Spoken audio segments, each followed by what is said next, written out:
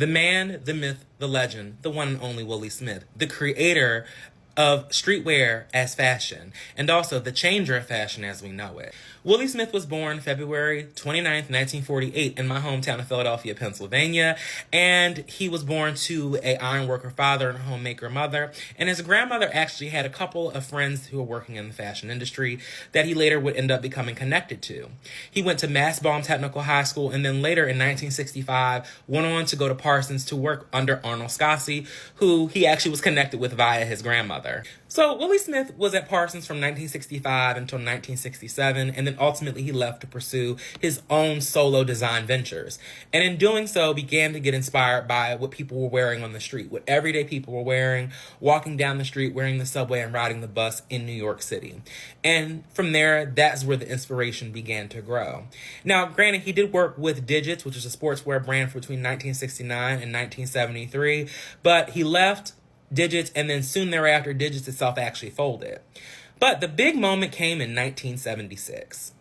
Now, in 1976, him and his friend Laurie Mallet went to India, and they gained a bunch of inspiration in India, as well as sourcing raw materials to get new sort of inspiration, and came back with a banger, Willi Wear. He came back with Willi Wear after 1976 and put on the first show in 1978, specifically the spring of 1978.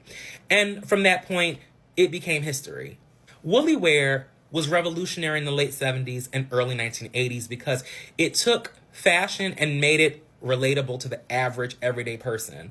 So basically, if you wanted to go and wear something casual but dress it up, Willi Wear was a perfect way to really give a solution to that problem of wanting to be dressed up, but not too overly elevated.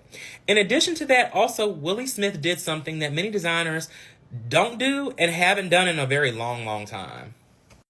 Willi Smith also revolutionized at-home fashion because he actually took his designs and translated them to a form that could be made for the average person to sew their designs at home. So he would end up giving his designs to McCall's and other similar pattern makers so that people at home could enjoy the same sort of style, but also if they wanted to change materials or change the color or do something different, they had the ability to, optimizing selection choices for the consumer.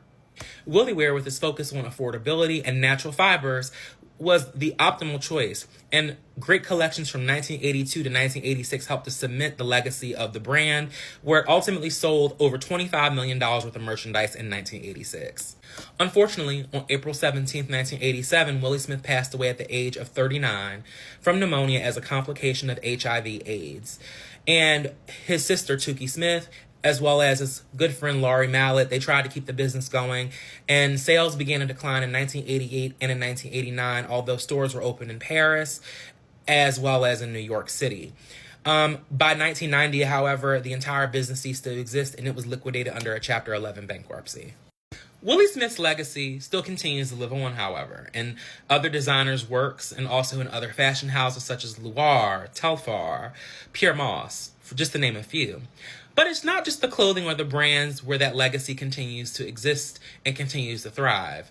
It is in the notion that fashion should be democratized, that the average person should have access to it, and that fashion doesn't just belong on a Parisian runway.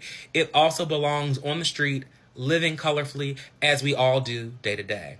And so, with that being said, we give thanks to Willi Smith on this day as far as fashion, because he is a part of not just fashion history, but Black history.